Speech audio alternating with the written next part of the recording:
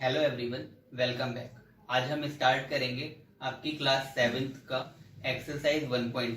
और 1.3 स्टार्ट करने से पहले कुछ बेसिक्स हैं जिन्हें हमें सीखना है। उन बेसिक्स को सीखते हैं पहले, उसके बाद एक्सरसाइज पर आएंगे। तो आइए शुरू करते हैं। लिखा हुआ है पूर्णांकों का गुणन, मतलब कि जो भी पूर्णांक दिए गए हों उनकी अगर हमें आपस में गुणा करनी है तो उसमें चिन्हों का विशेष ध्यान रखा जाता है।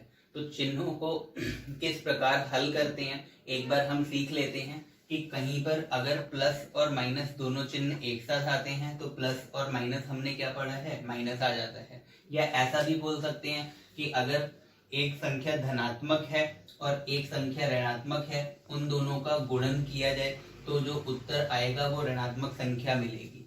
इसी प्रकार अगर एक ऋणात्मक संख्या है, एक धनात्मक संख्या है, उन दोनों का भी गुणन किया जाए तो हमेशा एक ऋणात्मक संख्या मिलती है। इसी प्रकार दो ऋणात्मक संख्याएं अगर हैं, उनकी आपस में गुणा की जाएगी तो एक नई संख्या जो मिलेगी वो धनात्मक संख्या आती है। ऐसे ही अगर एक ऋणात्मक संख्या लिया जाए, यहाँ ऐसा कर लेते हैं, एक धनात्मक संख्या लिया जाए और दूसरी भी धनात्मक संख्या हो तो दोनों का जो गुणनफल आएगा वो भी एक धनात्मक संख्या ही मिलती है। तो इन कुछ बेसिक पॉइंट्स को हमें याद करते हुए चलना है। उसी पर बेस्ड आगे कुछ क्वेश्चन, कुछ और बेसिक्स हैं, उनको हम आगे सीखते हैं।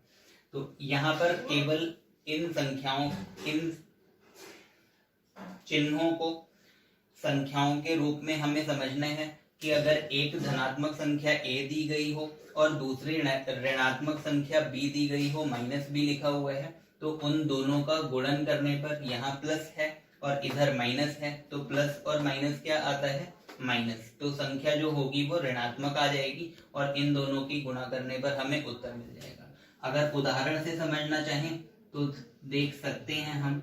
मान लिया कि एक संख्या 5 लिखी हुई है और दूसरी संख्या हमने ले लिया है -2। तो एक संख्या धनात्मक है और दूसरी संख्या ऋणात्मक है। इन दोनों का गुणनफल अगर करना है तो 5 दूनी कितना होता है, आप लिख लोगे 10, और यहाँ प्लस का चिन्ह है, यहाँ माइनस है, तो प्लस और माइनस की गुणा करने पर क्या आ रहा है, माइनस। तो यहाँ आ जाएगा आपका माइनस का चिन्ह। ऐसे ही अगले कॉन्सेप्ट पर आ जाइए। लिखा गया है -a गुणा b, मतलब एक संख्या ऋणात्मक लेनी है और दूसरी संख्या अगर धनात्मक लेते हैं तो इन दोनों का गुणनफल जो आएगा वो भी एक ऋणात्मक संख्या ही होगी। जैसे कि आप उदाहरण से समझ सकते हैं। मान लिया कि संख्या आपने लिखा है -2 और गुणा 6, तो -2 का मीनिंग ये ऋणात्मक संख्या है और 6 जो है एक धनात्मक संख्या है। दोनों की आपस में अगर गुणा करें तो 6 दूनी कितना होता है, तो आप लिखोगे 12, और माइनस और प्लस क्या आता है, माइनस, तो संख्या जो होगी वो ऋणात्मक आ जाएगी। इसी प्रकार अगर तीसरे कॉन्सेप्ट की बात करें तो लिखा गया है -a गुणा -b, मतलब कि दो ऋणात्मक संख्याओं का गुणनफल। तो दो ऋणात्मक संख्याएं ली तो उनमें अगर चिन्हों को हल करना है तो माइनस और माइनस एक साथ आएगा तो क्या आता है, प्लस, तो संख्या जो है वो धनात्मक मिलेगी। तो यहाँ से आप लिख सकते हैं, अगर कोई उदाहरण लेना हो तो -2 गुणा -3 ले लेते हैं। तो यहाँ से 3 दूनी कितना होता है, 6, और माइनस क्या होता है, प्लस, तो संख्या जो होगी वो धनात्मक आ जाएगी। तो इससे ऐसा कुछ हमें समझना है कि एक धनात्मक संख्या और एक ऋणात्मक संख्या का गुणन ऋणात्मक आता है, एक ऋणात्मक संख्या और एक धनात्मक संख्या का गुणनफल ऋणात्मक आता है, एक ऋणात्मक संख्या और दूसरी ऋणात्मक संख्या का गुणनफल धनात्मक आता है। तो अब आगे आते हैं। अब आगे एक नया कॉन्सेप्ट हमें सीखना है। लिखा हुआ है 3 अथवा अधिक ऋणात्मक पूर्णांकों का गुणनफल। पीछे हमने क्या सीखा था,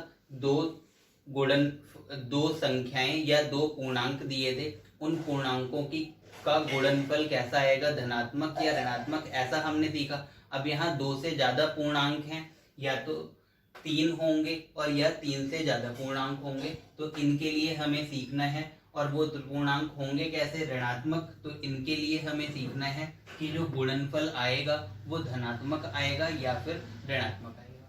तो आइए शुरू करते हैं। मान लिया कि एक संख्या हमने लिया है -1, एक ऋणात्मक संख्या है, और दूसरी भी संख्या लिया है -1 ही, ये भी एक ऋणात्मक संख्या। तो दो ऋणात्मक संख्याएं हैं, इनका गुणनफल क्या बताया था, धनात्मक आएगा। तो बराबर उत्तर आप क्या लिखोगे, 1 के।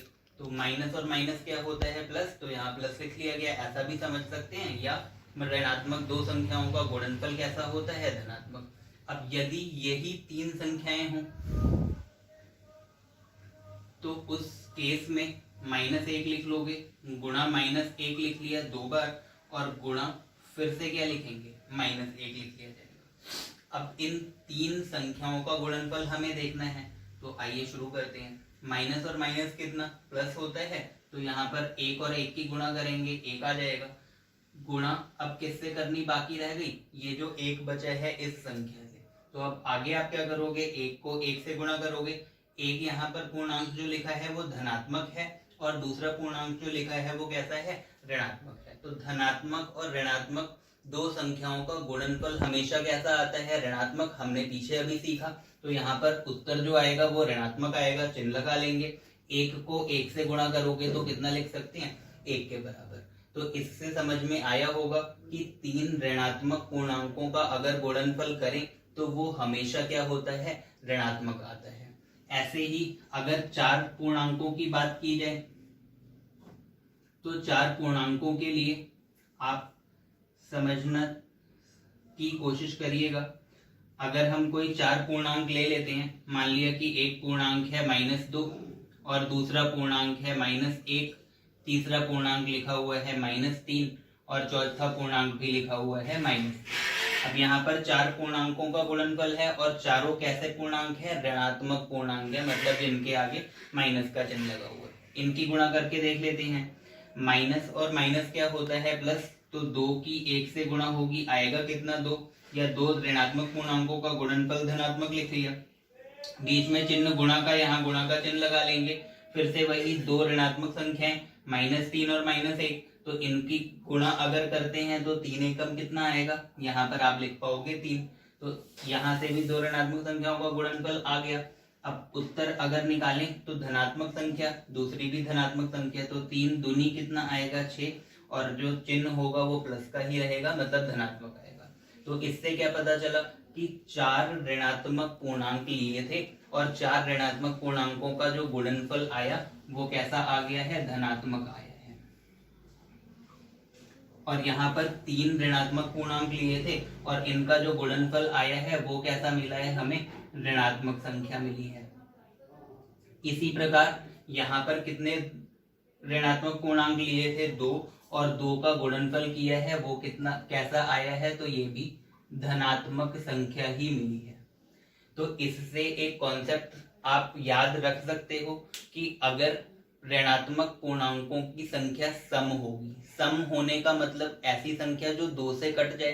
तो यहाँ पर 2 ऋणात्मक पूर्णांक है, तो संख्या कितनी है ऋणात्मक पूर्णांकों की, 2, और वो 2 के पहाड़े में आती है, 2 एकम 2 कट सकते हैं। तो इससे समझ में क्या आया कि सम संख्या अगर होगी ऋणात्मक पूर्णांकों की, जैसे कि गिनने पर कितना आ रहा है, 2, तो वहां से जो गुणनफल आएगा वो हमेशा कैसा होगा, धनात्मक। तो यहाँ ऐसा ही लिख लिया गया है, यदि ऋणात्मक पूर्णांकों की संख्या सम है, मतलब 2 से कट जा रही है, या तो 2 आ रहा है, या 4 आ रहा है, या 6 आ रहा है, या 8 संख्याएं आ रही हैं, तो 8 ऋणात्मक पूर्णांक आ रहे हैं, तो गुणनफल हमेशा धनात्मक आएगा।